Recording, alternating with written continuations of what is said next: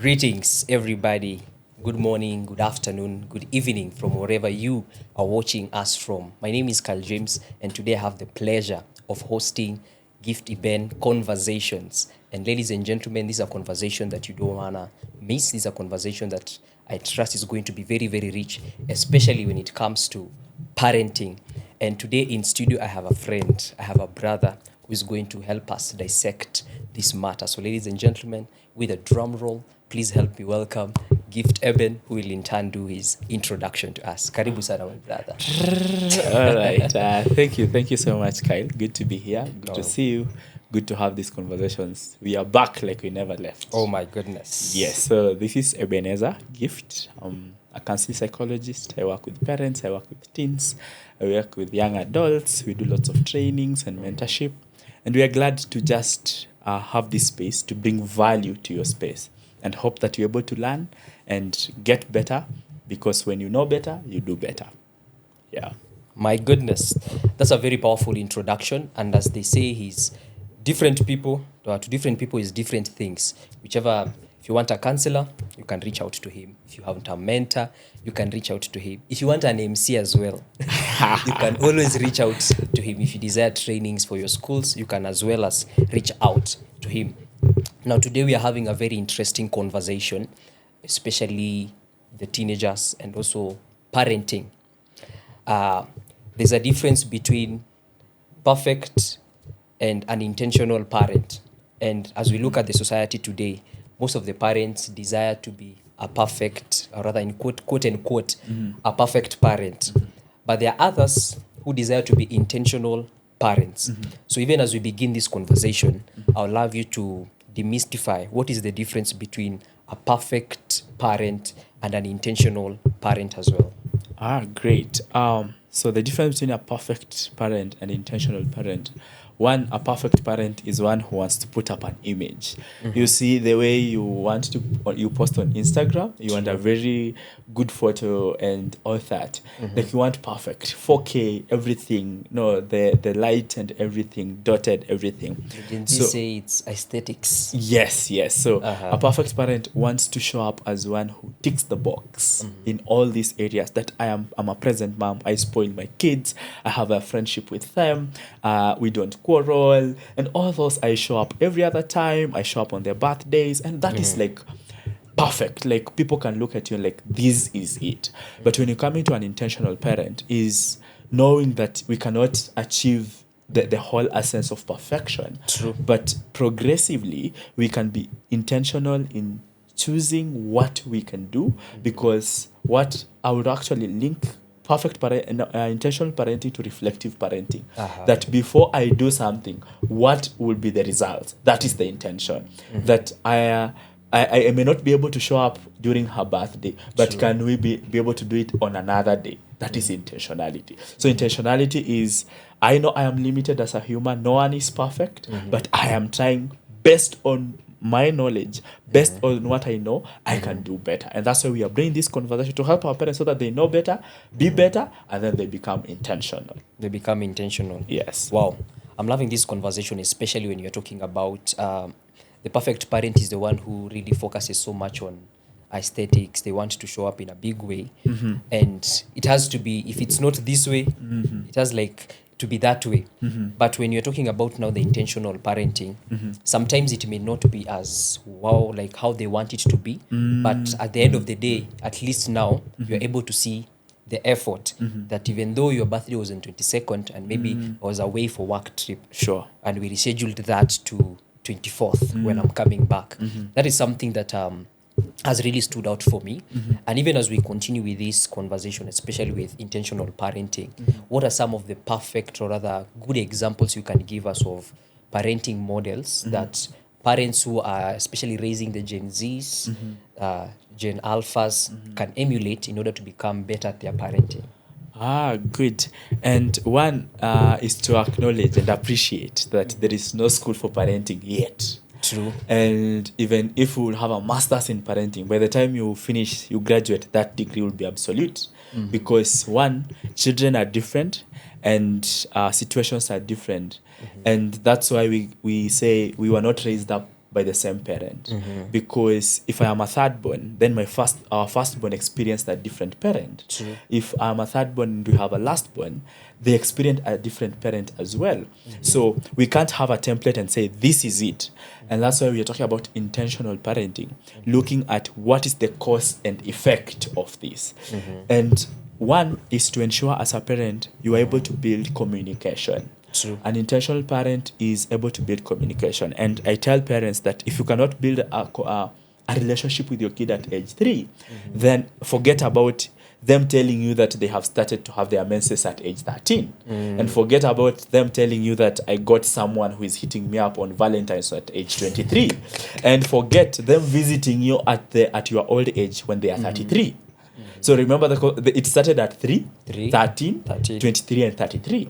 So what you do at 3 would say what happens at 13 and what happens at 23 and 33. So one, building a relationship. And we have said over and over, there is no relationship without communication. And communication is one, seeking to understand before you are understood. You want to understand this teen's perspective. And I put up a post the other day and asked, and was just urging parents that if we are able to go back when you are at age 13 or age 3, how you are, you realize, like, even your teenager or your son or daughter, they are doing way better than you were actually. So seeking to understand is you can go back and regress and see at 13 what were the things I was grappling with. How does the small girl I was at 13 relate with my girl who is at 13 right now?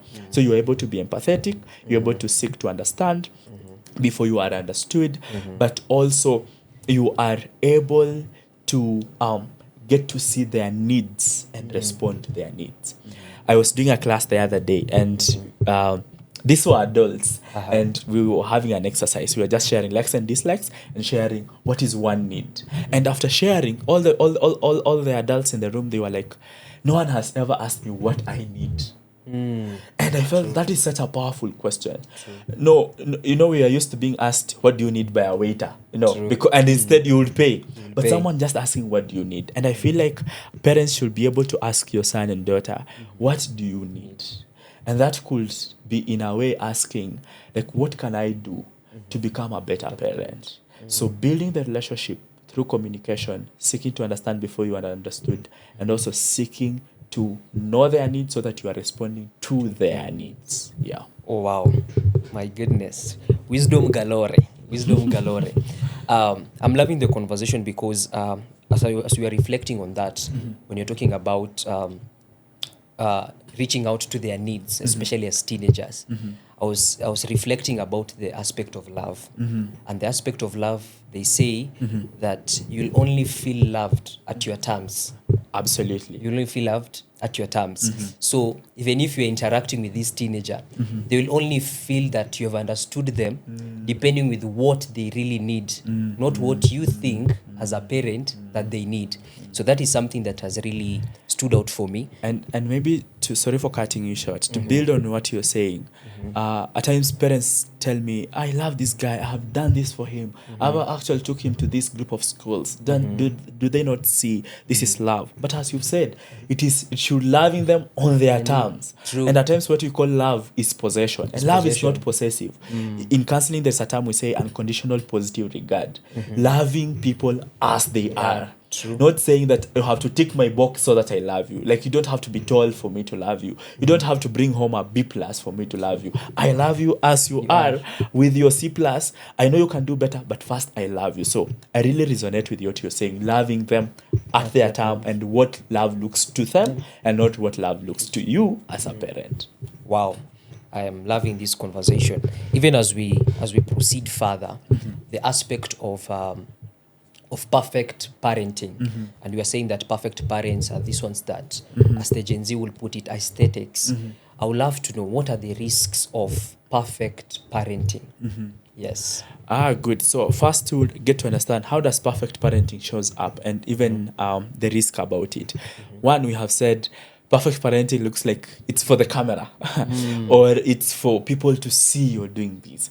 And there are parents who do not have a relationship with their teenager or their young adults or their children, but when guests come in, you All of can a sudden. see, kuja salimia wageni, tell them you got what you got in math, and it looks like it is so good. lovely, But then after the guests have gone, the fights, the silent treatment Begins again. yes, it begins again. So it's like you're just showing a picture of that. And also, it's when you want to give more than you can have. And I tell parents that young children and teenagers at times don't know when we are broke, but they can know when we are angry.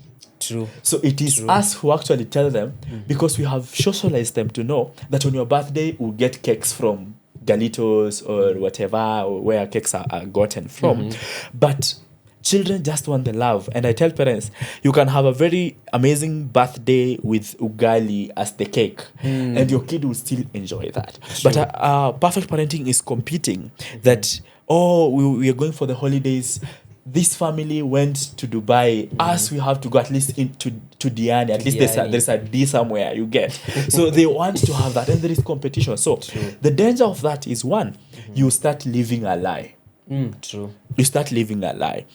And one of the CEOs in this country, who is a very close friend to our family, was sharing with us how when he was going to do his masters, the resources were very constrained, and they had to move from probably a 1 or 2 bedroom house and go to a one room mabati, single room mabati house. And it was not easy, not hard for him to convince the family, because the family knew this is our dad and our dad is authentic. And I feel like at times parents have the pressure of living a lie so that we maintain the status of what you have brought by. That probably there is retrenchment, or you have been downsized at your job, but then you still want to maintain that 3-bedroom apartment in Kilimani. And that is good, but then it is giving you lots of pressure. But conversations is where you're able to tell your kid, you know what, I lost my job and I'm in between jobs right now, and I know in 3 months or 6 months, because they say it takes like 3 or 6 months to get another job here in Kenya.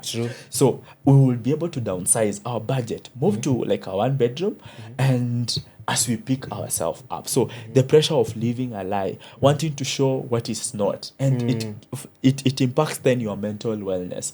That then you're stressed up, you're grumpy, you get into depression because you have to keep up with the trends. And one thing I tell parents is, and all of us, we can never keep up with the trends that are happening. If it is phones and iPhones, they keep, like, if you have changing. 17, there is 18. If it is cars, if you have Mazda Demio, there is Axela, there is CX3. Like, you can't just compete with these things. And then it has the point of taming our appetite and just knowing that so long as I can be there and be able to be intentional and be with my kid, then it's important. So the place of living a lie, the mental pressure and all that. But also, it can get to the point of lacking boundaries between you and your kid, in the sense that I want to be this friendly mom. I want to overcompensate because I wasn't there during your birthday. I want to take you to... So the boundary lines, because I want to be loved by you, I start buying love. So, mom, iPhone G17 Pro Max is here, and you have to shake off your savings, 200,000, and you wanted to probably buy a car that will help serve the family. But because you feel like I have to be perfect, I have to show my kid that I never lack, then you go ahead and do that. So you realize the boundary lines get thinner and thinner, and kids and teenagers get to know how to stretch the boundaries. If they're like, I came home at 5, mom did not say anything, and curfew is at 4. Let me try coming at 5:30. And then they will push the boundary lines. And by the time they are 13, they have pushed the boundary lines so much. When they get to 23, the boundary lines look like now they can be alcoholics and come back home. And you lose them. Now they become like they are the man of the house. That's when the parents are like, huyu amenishinda, haja kushinda. When uliacha akaanza kushinda at a very early stage by donating your power to them. Yeah. Interesting. What I'm picking out in all this is the power of authenticity as a parent. I was scrolling through the internet the other day, and I came across a parent who was saying he had been retrenched and the auctioneers were coming. And when they were coming, they back and forth. They need the house, they need the money. So the teen son came. And it's at that moment that he became so vulnerable. He told the son, by the way, this and this It's happening. is happening, and this is the harsh reality of life. I tend to see a lot of parents, they try to shield their children in the sense that, in the sense of perfect parenting, but ideally you want to have that kid for the rest of your life. A time is coming when they'll have to face the reality of life. And I think it is very, very important that even as parents, even as they're raising their children, to also show them the other side of life. Today, yes, I'm doing business. Today, we didn't make sales. And that's a reality. I'm struggling with my health. I'm struggling with loans. This car, we took it on loan, but we were unable to pay it. pay. And now when you see us using matatu, Just understand. just understand. So that is something that has really stood out for me. And even as we delve further into this conversation, yes, there's been that idea of perfect parenting, but you know, growth happens over time. So how are these parents able to retrace back? By the way, at this particular place, I've been a perfect parent. How do I correct my mistakes and begin now on a journey of intentional parenting? A parent who is vulnerable, a parent who shows both sides of life. Good. So you asking about the turnaround. Yes. And one thing with the perfect parenting. So I would want us to look at perfect parenting being parent A and parent B. So parent A is the perfect parent and parent B is the intentional parent. The perfect parent is always on the quest because you cannot get to perfection. True. You know, you keep running and running and running. You actually get worn out and you give up with the entire pursuit. But then an intentional parenting is one that wants to look at progress. I used to shout at this guy, but today we're able to have a conversation. True. I used to get angry and I tell them go to your room and all that. Right now they actually tell me, you know what, mom? I didn't feel okay when you shouted at me. And I don't feel offended because I'm the parent. I'm like, but you did me wrong. So you see, the intentional parent B, is trying to have the progression over time. So at what point does the perfect parent lose it and say, this is the turnaround point? I feel like the turnaround point is the awareness. True. And what we are saying here, and all this for the few minutes we've been here, is first to help you see. And if you're keen enough, if you're listening, you should be able to see what side of the divide am I. Am I parent A who wants to be perfect, or am I parent B? So one is the awareness, because everything starts with awareness. True. And they say, if you know, you know, and if you know, you can't unknow. True. Like, you can't unknow that this is. So the awareness that I have become chasing perfect parenting. It has ate me up. I am depressed. I am burnt out. I am grumpy. All that. So that awareness. But then after the awareness, guess number 2, then you have to make a decision. And there's a difference between a decision and a choice. So decision, decide. The word decide comes from, is it a Greek word or Hebrew word, to say cut yourself from. So if you say, let's say this is water and all that, I say choose. I can pick this, and if I pick this and I feel like it's not like satisfying, I would say I'm going for the other thing. For the other one. But decide, I'm cutting myself from any other option. True. So decision means you are saying this is it. Like, it is someone who said, I will never want to be employed. I want to run my own business. Yeah. You decide whether someone comes with an offer of 100k or 200k. You say, I decided, which means I cut myself from any other option. So decide that I'm going to be an intentional parent, and that decision itself. So the awareness then leading to the decision. Then you realize with the decision, you will start even reading around that. You start listening to people, asking people, looking for other parents that have gone ahead of you, and asking them, how do I go about this? And that is the place of intentionality setting in. So you are aware, you have decided, and then when you have decided, you go ahead and do. And so when you decide to become, and then so the B part, your identity is being changed. So from just handing down the traumas of saying, you know, I'm a Gen Z or a millennial, I was raised this way. You say you want to change your identity, the decision part. So you decide to become better. How do you become better? Read books. How do you want to become better? Listen to such podcasts. How do you get mentors? Get to parenting circles, and we run such circles of small parents that want to say, I want to be intentional with this, and they stir each other up together. So awareness, decisions, and then where you become that parent, and that is you start working on your character, start working on your yelling, start working on your grumpiness and that, and then now decide to do. So you become, then you do that, and slowly start practicing, and a few here and there, and I feel like intentional parenting is what we call in our program reflective parenting, Yeah. where you are able, before you shout, you ask yourself, what does this mean? Can I communicate better? Before I bang the door and say I'm taking away the phone, what does that look like? What is the cause and effect of that? What seed am I planting, and what harvest am I going to harvest as I am planting that particular seed? So awareness first, and hope this video creates awareness for that, but then deciding that I won't just say this is how I was raised, we were beaten and we tore the line. Yeah, we did, but then these are different generations. They can actually beat you. They are very tall and very masculine at age 14 or whatever. So look at that, and then after you have decided, you become, then you want to do, and slowly extending grace to yourself, just doing what you're supposed to do consistently. Yeah. All right. I was listening to one of the parents, and they had come to that place of awareness, and in that place of awareness, they were saying, by the way, there are things that need to end with us. Their parenting styles, the way they were brought up. I remember, for example, if you could have maybe broken a piece of glass, then your mother will say, take the whole kitchen and break everything. Vunja kabisa. Ulikuwa Vunja unataka kila kuvunja, kitu. babako anafanya kazi kwa utensils. Kwa utensils. And all this.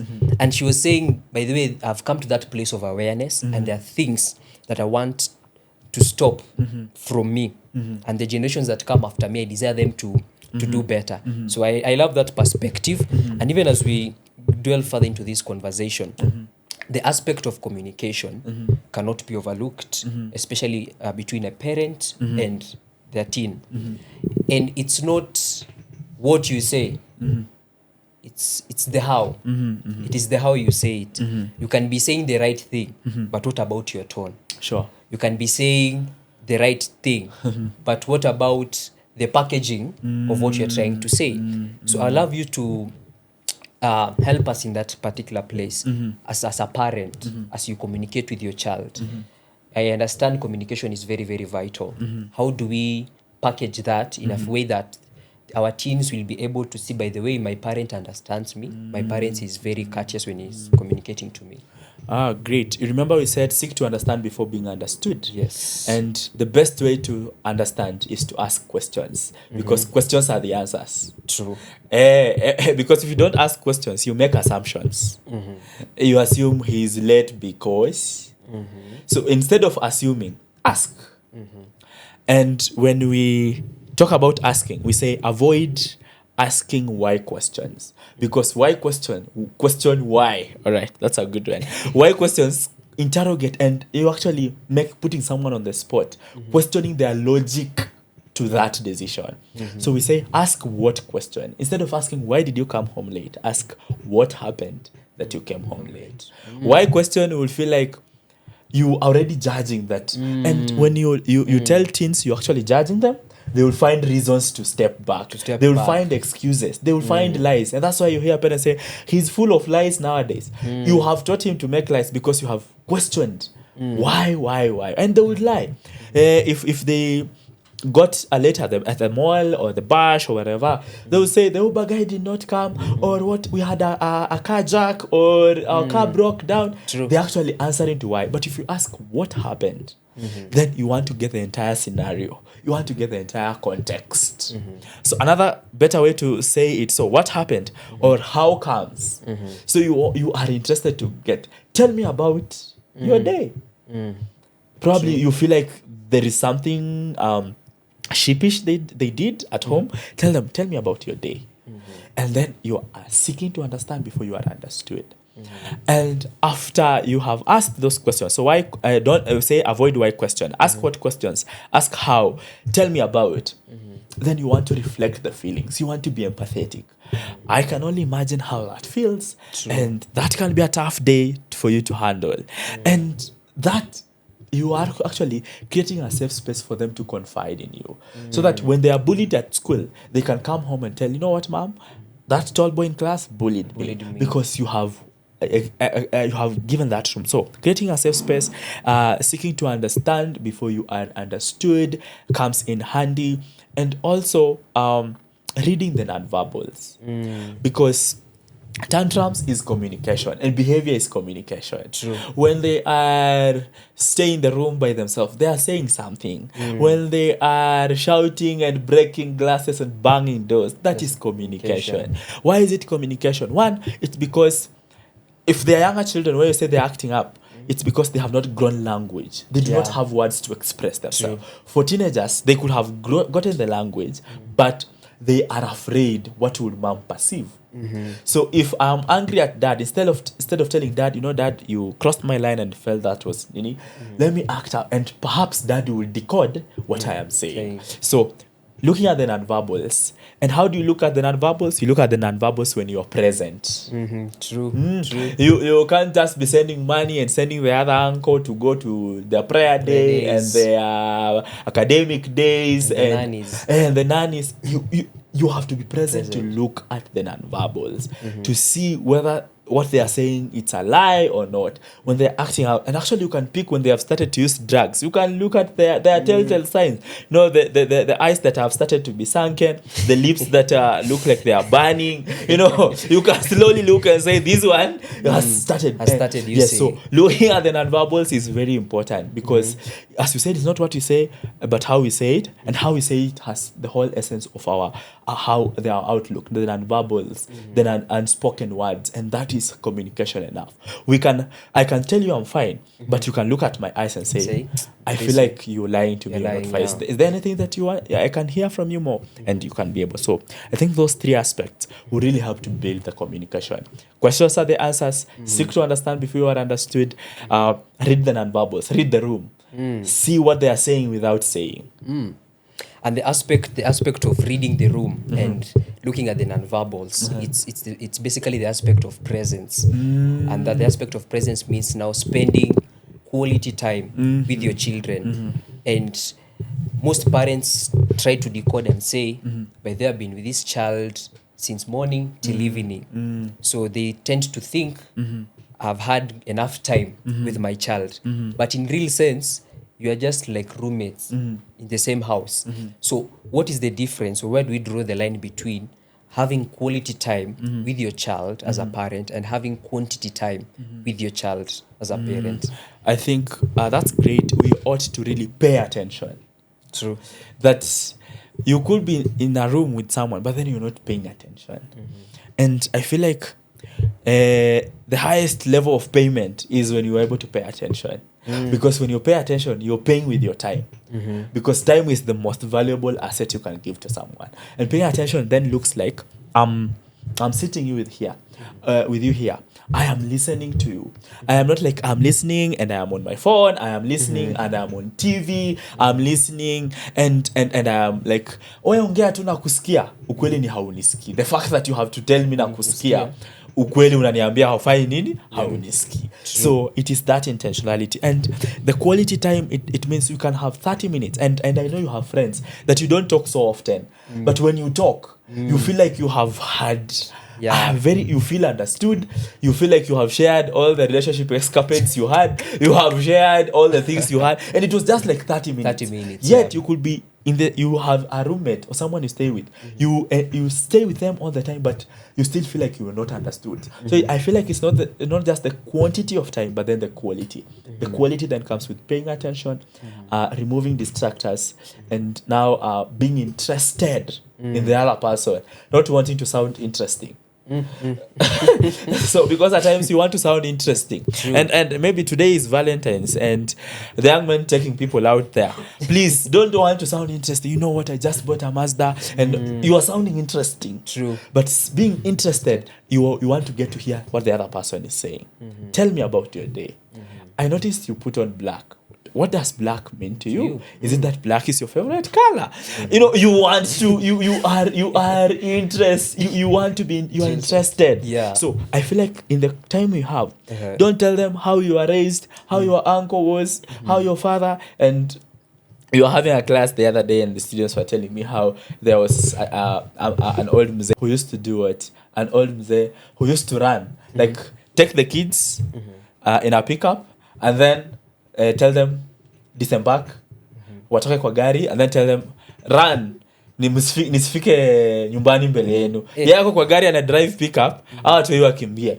And those looks like very good stories of hard work, discipline from the previous generation. Yeah. But those our kids don't understand that. Actually, let them tell you what they think about I show speed and all that and everything. They have stories they will tell. So don't want to be interesting.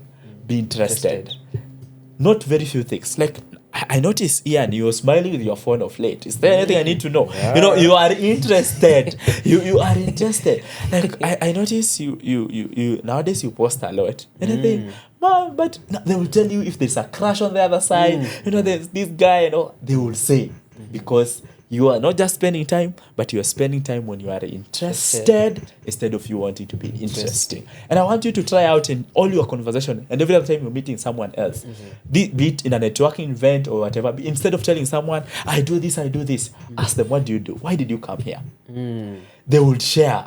And when you pick something that you're able to connect with, build on that. So I hope that helps. That really, really helps. I trust that our parents are enjoying this conversation. I trust that you are able to pick a lot of nuggets throughout this conversation. Now, I want us to escalate a bit higher. And this is it's a bit sensitive because it's something that is really happening in most of the homes. You realize that people can be married. Yes. And the fruit of that marriage is a child. Yes. And the child is just a child. Yes. The parents are the Parents. adults. And you realize most of the times when these parents are having issues, instead of that remaining between them, they try to bring it and try to include even the children in their issues. And you find in most instances, these children are not well equipped to handle the issues of the parents. And that brings the aspect of triangulation, especially when it comes parents with the children. Yes. So this is a subject that I would love you to go deeper with and give us an understanding of what it entails. Great. And first, allow me to put the caveat. All this, we are creating awareness. We are not here to judge. We are not here to point fingers. We are just to let you know what, this is happening. That is what we are actually saying.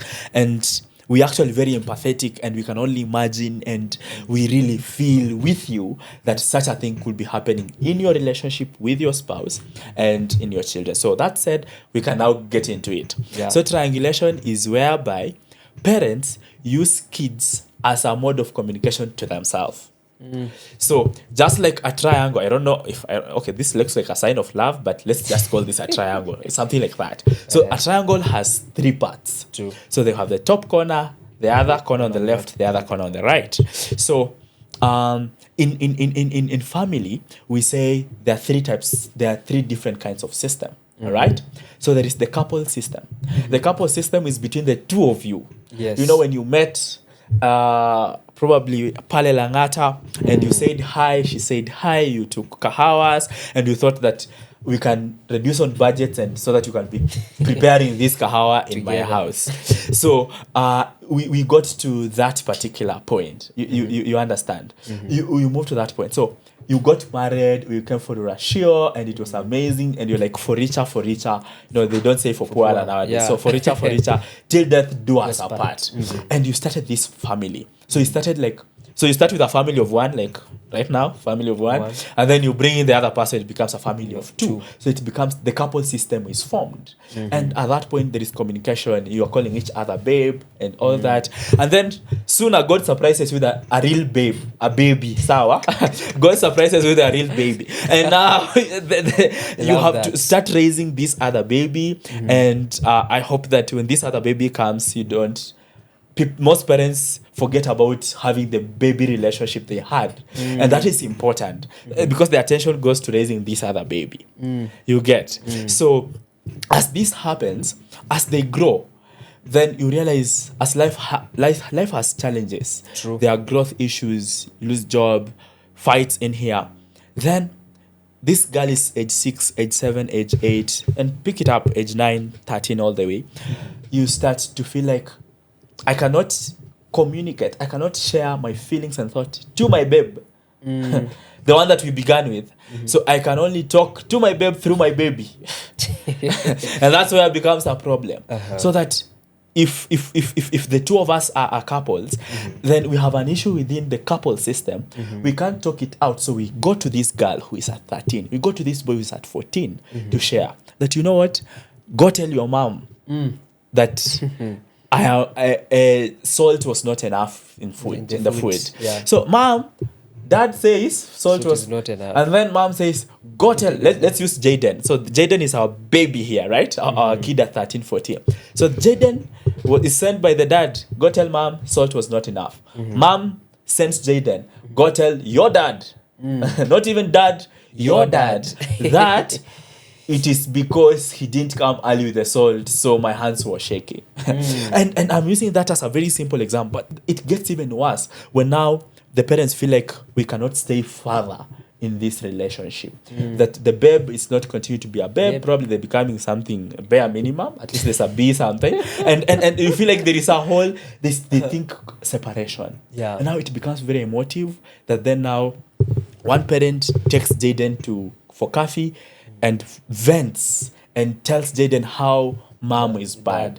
The next week, mom takes Jaden for coffee, tells Jaden how dad is bad. And Jaden becomes confused. Who is the parent here? And I stop and ask, who is parenting who? The baby who was supposed to be parented by two babes is now parenting the babes. And it becomes confusing because children cannot understand. First, where you met, they were not there. True. How you chose to become roommates eventually, they were not there. They're just a result of your lovey-doveys and a few Valentines put together, and then the real Valentine came. And it becomes very confusing for them. They can't fathom that. Because if you tell them that now, I hate your dad, they're wondering, how did that change? How did things change? How do I even communicate? And at times even now when you tell this 16-year-old, you know, your dad is cheating on me. Okay, it is true, your dad is cheating. But what do you want this kid to do? To go beat the dad? To go sanitize the phone and tell the other babe that dad has got and tell him, you know what, I'm coming for you. You know, it becomes very confusing for that. So that is the whole concept of triangulation. Yeah.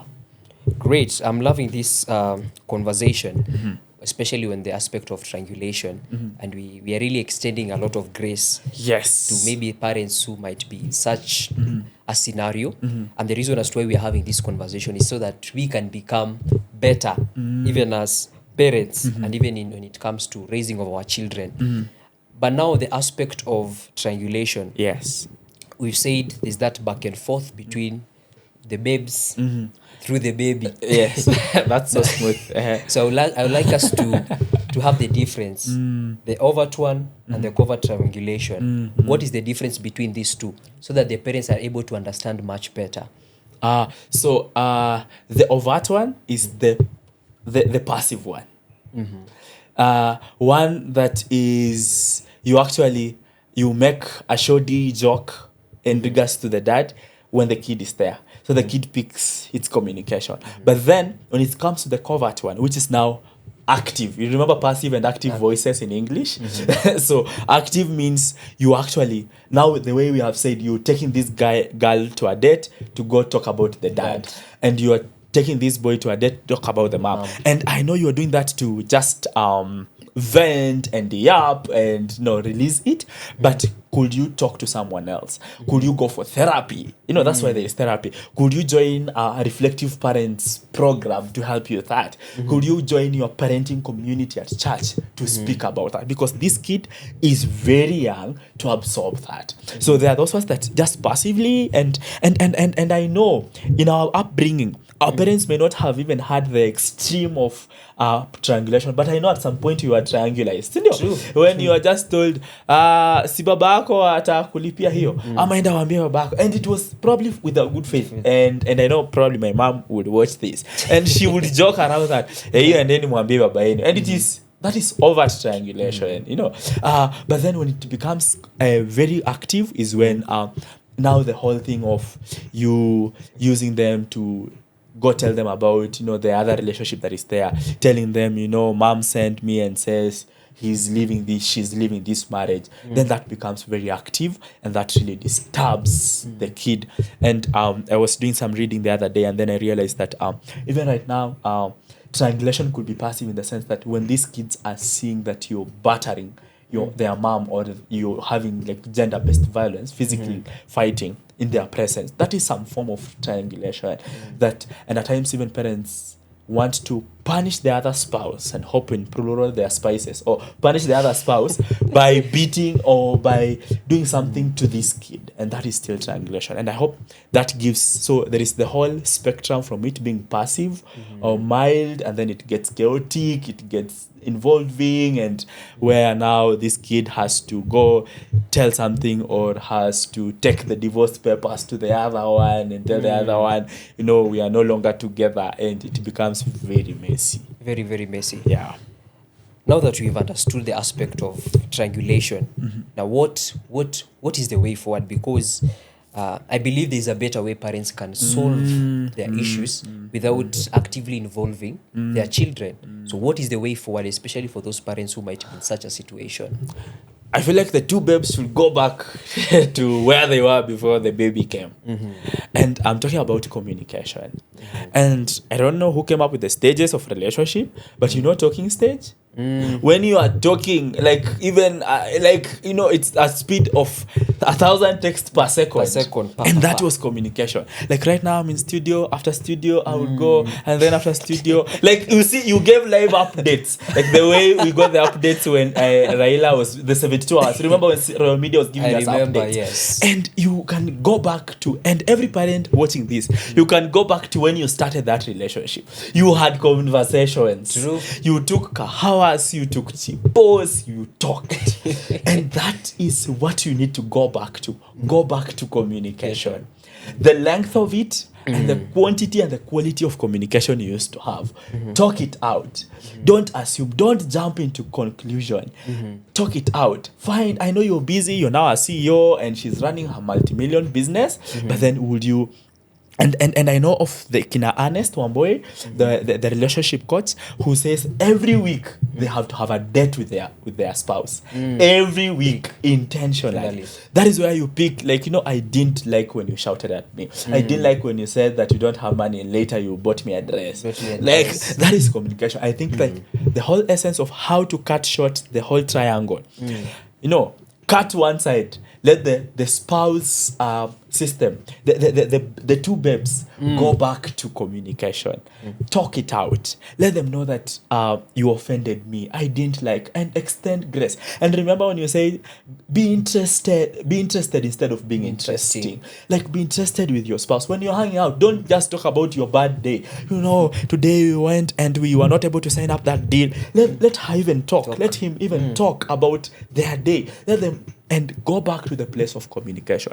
And I'm not a prophet, but I know by the point people are coming to triangulation, communication wires were cut on this babe system. Then they had to involve the other baby. So go back to communication. Create time for each other. Intentionally create time. And this is for every other relationship, be it a dating relationship, courtship relationship, and even employer-employee relationship. it is the aspect of communication. You remember when you had good results, you used to talk with your employees, right? Yes. You used to talk every Monday meetings, and you had tea, and probably buy them samosas that day, and you ask, Ian, what is on your to-do list? What have you achieved? And I feel like even organizations have that at the beginning of the organization, and then way later, when you grow, it becomes like it's money and work Money and and work. business. So I feel like communication. Go back. you know, go back to the ancient road. Where you first met. Where you first met. Go back to the ancient road and start having conversation. And you realize that there are so many pent up emotions. There are things you did in 2016 that made this girl annoyed, and they have picked that. And I know ladies are very good with dates and keeping records of wrong. Records. And of course, they also keep records of good. Perhaps, maybe they do. But you realize there are things you have done over time, and there are things you were insensitive. There's a word you used. There is a joke that stopped being a joke, in the relationship, and you continued using it. So going back to that place of communicate, let them have time, speak it out. You will have moments of forgiveness. You will have moments of being interested instead of being interesting. You will have moments of now talking about this girl, and we have even created reflective parenting questions to help parents be able to have conversation. Go out, play those cards. You would realize sooner than later that you have had a spark in the whole thing. What a live conversation, especially being on a Valentine's Day. These are some of the things. And hope this video is out by today. Just hoping. Today. My goodness. Now, I would love us to proceed much further. The generation that was there before and the generation that is before, one thing that is very clear is information is very available as compared to the other generation. And right now, there's a lot that is happening in the internet. Yes. A lot is happening in the internet. And these are some of the things that parents need to be aware. There's aspect of online child sexual exploitation. This is something that we cannot run away from. It's not something that we cannot run away from.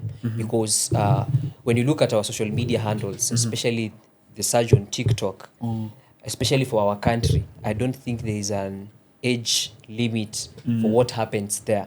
And you realize a lot of things happen there, and a lot of children get exposed to that. So I'll really love you to shed light on that and what really parents need to know concerning that. Right. So online child sexual exploitation is there, and there are various forms of it. So it could be in terms of content, kids being exposed to adult content. And as you said, TikTok, I hope they're able to have TikTok for kids, TikTok for parents, TikTok for young adults, TikTok for the oldies. But then it is just TikTok. So that when people are posting nude stuff, your girl will just look at it. And FYP, the For You page, the more you scroll, the more it gives you those feeds. And at times our parents, our kids are using our phones. And maybe as a parent, you are watching something to probably spice whatever you need to spice. Or you watch some illicit content, so to speak. And your kid picks, and FYP brings that. Your kid will start doing that. And I have handled teenagers who have told me I started watching porn from my dad's phone or my dad's laptop. Not that the dad's laptop had porn, but because the FYP thing, the things that probably the dad searches at times, maybe for purposes of learning or practice, the kid picked that, and they started getting searched. So that is one passive form of that, them being exposed. Now, we are at a generation like everyone is a dancer. I don't know if you know how to dance, but personally, all my legs are left-footed. I can just sing and talk. As long as the body moves. That's not dancing. That is swaying like a tree. So everyone wants to dance, and the TikTok challenge and everything. And it's really a good thing how they spend their leisure. But then as your kid dance, and I know there are even parents who are keeping up with their kids' TikTok page, and you're able to have them record, and they have challenges, and some of these challenges they must be sweetened up by dressing scantily. So on this comment section, people will come comment, oh, that's so good, and the young adults were like, huyu ameiva, and all that, as if they were cooking, and all that. And slowly by slowly your kid becomes dopamized, and dopamized means they feel good by those comments. Video yangu imefika 12,000, and I told you the Gen Alphas and Gen Z kids have issues with their Gen Z teachers because Gen Z teacher amepost picha yake pale imepata 2 likes na 2 views. The kid in form in grade 10 amepost iko na 100k views. Unaona kuna vita. Yes. So they have that competition, and slowly the kid becomes addicted to the views and the comment, and they say, oh, vile nilivaa ile nguo refu, comments hazikuja sana, vile nilivaa kafupi hivi, comments. So naweza fupisha zaidi, can I make it very brief and in summary? So they keep making it briefer and in summary, and you see nowadays they grow big and a lot. So you could think it's an adult, a child trapped in an adult's body. So you could see the hips and everything, and so men will start drooling and now sending DMs, unakaa poa, unakaa fiti, and the girl doesn't know this is not the dad, this is just another wolf, in a man's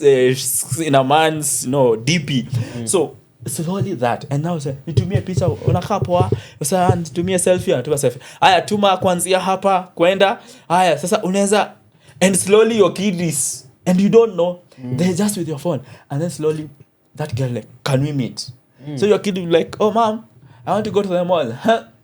They are going to meet some old mzee who you went to school with. They are going to meet them. Like, they buy them pizza, whatever. Before you know it, they are hanging out and everything, and then they would want to now ask for sex. And it gets to that progression. Remember, it just started with a posting comment section, and now they're not just commenting. They actually want to scrutinize the comment section in a lodging or somewhere. And now it gets there. And some even go and start recording such aspects. True. And now they tell you, I have your video. If you don't show up, I'll send it to your mom. And we say, when you're talking about gender-based violence or all these things, the perpetrators are not strangers per se. True. It could be someone in your circle. Yeah. Could be someone in your chama. Could be within the family system and all that. And then it starts becoming distressing to this kid. They are at a very young age, but they know so much. And you wonder, say hatukuwa tunajua hivyo. It's because of this online child sexual exploitation thing. And it's a big thing. And parents, and we have people who are even using trafficking of such content. Yeah. And they are paid to have that content. There are people who just want to masturbate using kids' content. and that's really, what do they call them? People who are attracted to kids. Pedophiles. Yes, pedophiles. And for them, they don't really want to have sex with them or that, but then they just want to see kids enjoying have sex. And for them, it's satisfying. And so they will now, your kid, your teenager is find another kid, record, send us the video, we'll pay you $100. Okay, like $100? And I'm broke as a joke and ready to choke. Let's do this. So that is the whole essence of that. I hope it paints a picture of how it is.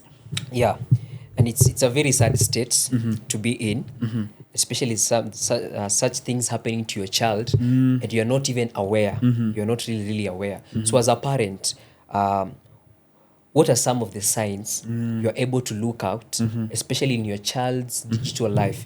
Because for sure they're on Instagram. If you check them on TikTok, they're there. What are some of these things are you supposed to be on the lookout as a parent, especially in your child's digital life? One, you have to observe addiction to the phone. If you just find all of a sudden they are so addicted, and one, they make the phone to be a no-go zone.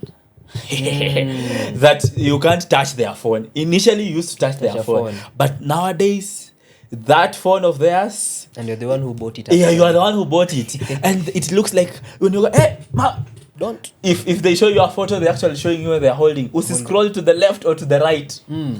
Those could be red flags. Telltale signs something is going on me. So addiction to that, and overly having the phone, and hypervigilance when you come closer to them when they're having the phone. That could be a telltale sign things are not going as they were. But number two, it could be now they become withdrawn. They used to show up for dinner and at the dinner table, at the dining table, lots of enthusiasm. Now they want to eat in their room. They want to spend a lot of time in their room. And now, number two, you find there's lots of secrecy. They used to talk to you about issues and all that. I have a crush, I have nini. Nowadays, the conversation is like toning down and Toning toning down down, and yeah. toning down. Chances are they could be something. And I know at from age 0, all that probably to age 9, 10, you could be able to like monitor. There are apps that you use to monitor where, and even child protect the apps they are accessing. You can do that, or even the for children only like YouTube and all that. You can have that, but then as they start getting to pre-teenagers and now teenagers, you want to tell them values, teach them values and how to navigate that. Teach them the danger of pornography. Teach them why this is important for them to know. Teach them know that everyone on the comment section is not just liking you for who you are. Yeah. They could be having some malicious motives and all. So I feel like the teaching and all that. But then just observe the addiction, observe hypervigilance around their phone, observe now depressive mood now when, let's say, it has escalated and they had even to get sexual and send those calls. They will now become depressed. They will want to become loners, lone rangers. They want to just stay with themselves. That can be a telltale sign. Is there something I need to know? No, yeah. And now you open up the conversation, and hope you had opened up the conversation at 3, so that at 13 it is not tough for you to It's not open tough up. for you. Yeah. Now, I'm trying to picture myself as a parent, hopefully, if I become one. Yeah, God willing. Now, where do you draw the line between trust and monitoring? You really want to monitor what this child is watching, what this child is exposed to. But again, you want to have the trust of them again. So where do we draw this thin boundary? Yeah. So I feel like the place of trust versus over engaging or being like suffocating their space and like getting a lot into their space. I feel like one, to draw the line, you have to model the line. And model in the sense that you can model even your use of your phone. Like how often are you using your phone? How addicted are you? And even when your kid is going through your phone, do they see some explicit things? And you're like, what is mom watching? So model that, so that is important, because then you will model trust on their side. That even as I have seen my mom watch, as I have seen my mom use my phone, there is no secrecy around that. So I shouldn't also have that secrecy. So that will build some kind of trust, because you have modeled that and they have observed that you have modeled that. But then the place of monitoring and surveillance and everything, you can have that aspect of surveillance and just getting to know this idea you're saying, or even when they are going back to school. Let the phone be there. It's got imefungiwa. You remember when we used to go back to high school? Yeah. You unafungia simu kwa loka, unaenda na hiyo key. Actually, unaenda na hiyo key. Model a place where when the phone, you go back to school, the phone remains here. And it remains for the house use. Yeah. So you can have such a space where they feel like, and when they come, they don't feel like you chokorad their phone. They just find it is there. Yeah. And of course you chokorad, but they don't see traces of you having gone to this. Ukaenda ukareply, or usitext msichana wangu tena. That is now overdoing. So model that, but then allow trust in very in different levels and all that you can touch their phone, you even know their password and all that and everything, and they don't have to feel like they have to have secret apps. And when they know that mom can trust me, and I have seen how mom can trust dad with their phone, dad can trust mom, then they will build that and it is easier. But then for the early stages, you may want to have more of surveillance. Like now having those like app locks or whatever, for you children, YouTube for children and such like that, because you want to really guide them at that age. But then as they get to their 13, because remember, soon they are leaving the nest, they are leaving the house. So you want to allow them have the whatever they are having, but then let them know that you have told them what to watch and what not to watch, and why not to watch, because that helps a lot. Okay. Yeah. I'm loving that conversation, because now the earlier part you're saying you can be more survey, I need to like more monitoring at early stages, yes. And then after that, you continually impart values in them. Yes, model that. And then they'll be able now to stand strong on their end. Now, even as we come to the conclusion of all this conversation we've been having, these conversations could not be possible if there's not existence of Eben Consultancy Limited, and maybe parents would want, like, maybe how do I get involved in such conversations.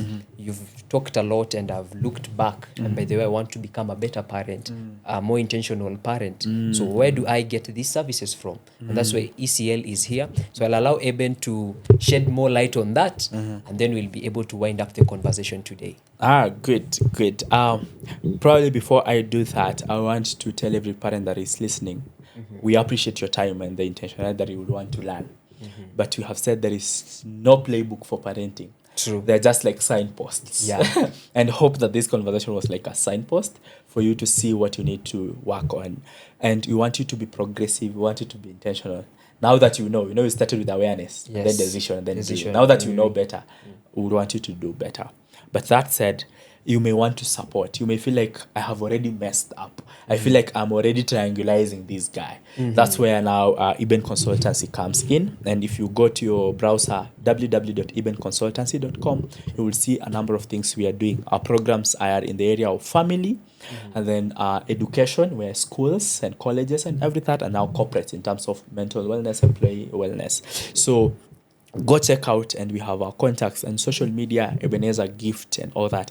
And Kyle that is seated here is our programs coordinator. So when we are coming to your spaces, when we are coming to your home, don't wonder who is here. He's working with us, and we are a firm that is looking at this, taking social responsibility. We are not just concerned, but we have translated our concern into action by wanting to serve families, wanting to serve schools and institutions, because we know if parents are doing their thing and teachers undo, then it becomes like a vicious circle of back and forth. But even now in the corporate space, and even helping employers, because these employers are well and employees, they're also parents at home and all that. So reach out to us. Our phone number is 0729 440 874, 0729 440 874. It will also be displayed down here. You're able to look at it, and we are at your service anytime. We can come find wide to just reach, because we believe that whoever wins this generation wins big. So that is why we do what we do, and we will be glad to bring this conversation to you every week. Hope you're able to just tune in and watch, because we want to serve you, because we love you. All right. Thank you so very much for the insight. And ladies and gentlemen, kilicho na mwanzo kina mwisho. Kilicho na mwanzo kina mwisho. I hope you loved the conversation. A special shout out to our guest today. Thank you for the insights, especially on intentional parenting. Take this opportunity, please subscribe to our YouTube channel, like, share, and see you in the next one. Goodbye. All right. Yes, all the best. Be the best. Till next time. Yes.